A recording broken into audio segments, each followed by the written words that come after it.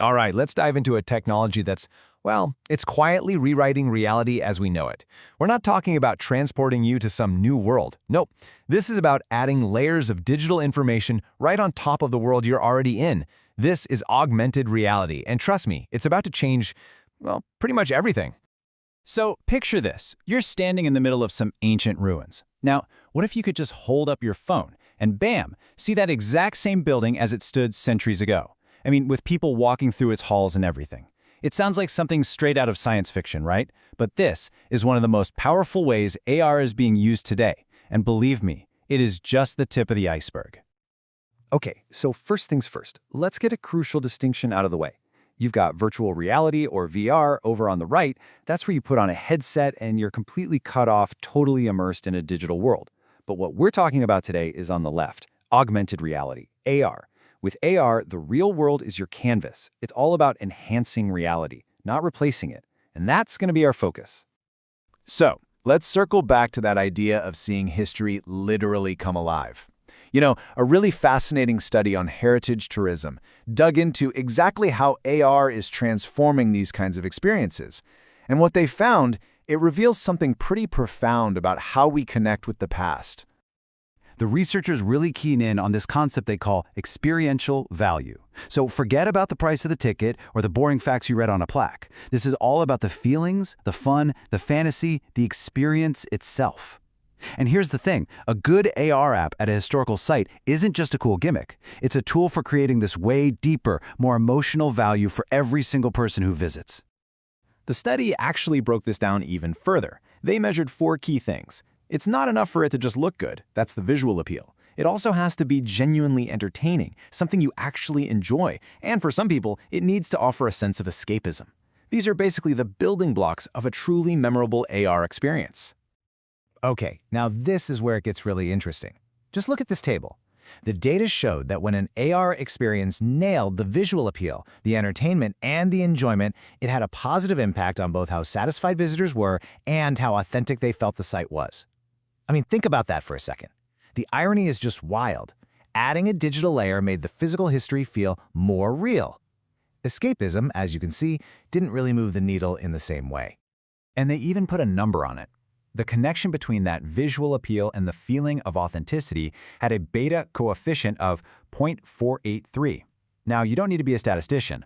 All you need to know is that this number means there's a really strong positive connection. It's actual proof that better AR visuals didn't just look cool, they fundamentally changed how real the history felt to people.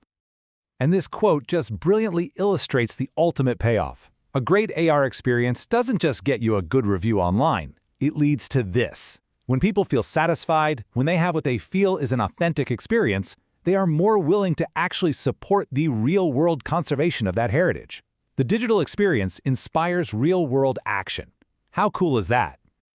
So, okay, if AR can completely change our relationship with the past, what is it doing for our present and our future? Let's zoom out a bit and see how this tech is building a whole new reality across pretty much every part of our lives. The applications are just exploding. Seriously, we're talking about virtual training for super complex jobs without any real-world risk. We're talking about creating digital twins of huge industrial sites to manage them better. There's even a medical metaverse being built to revolutionize healthcare. Scientists are using it to literally walk through molecular structures, and crime scene investigators are using it to reconstruct events. This goes way, way beyond tourism. You've probably used a version of this yourself with Google Maps or something. It can feel like absolute magic, right? But the logic behind it is actually pretty straightforward. As you can see here, it basically starts by figuring out exactly where you are and which way you're facing. Then, it pulls in a bunch of data and overlays the path you need to take right onto your camera's view of the street. But let's take a quick peek at the complex engine that makes this simple little process possible. Yeah, that simple, seamless experience you get on your phone, it's powered by an incredibly complex system on the back end. This diagram kind of shows how all your phone's sensors, the GPS, the camera, the gyroscope, are all feeding data into a system that's constantly talking to external services, processing it all, and then rendering that final AR view for you in real time. It really is like a symphony of different technologies all working together perfectly. And believe me, the world is taking notice. This isn't some niche tech trend anymore. Just in the last year, we've seen major governments like the EU and South Korea start to regulate these new realities. Tech giants are dropping brand new hardware, and there are global conferences being planned just to figure out the rules of the road. The race to build this new reality is definitely on. But, and this is a big but, with this incredible power comes an equally incredible risk. As we start layering this digital world over our physical one, we have to start asking some really, really hard questions about surveillance, about control, and about privacy. This brings us to a kind of chilling concept from philosophy, the panopticon. It was an idea for a prison, designed so a single guard could see every inmate, but the inmates would never know if they were being watched at any given moment. And the result? They just start behaving as if they're always being watched. And as our surveillance technology gets more and more powerful, you have to admit, our own society starts to look a little bit like this model. And look, this isn't some far-off theoretical problem. This is happening right now. At the 2024 Paris Olympics, AI-powered video monitoring was rolled out on a massive, unprecedented scale. The debate it kicked off was all about whether these powerful surveillance tools put in place for one event will now just become a permanent fixture on our public spaces. And this is where AR surveillance gets fundamentally different. This isn't about what websites you visit or what you click on.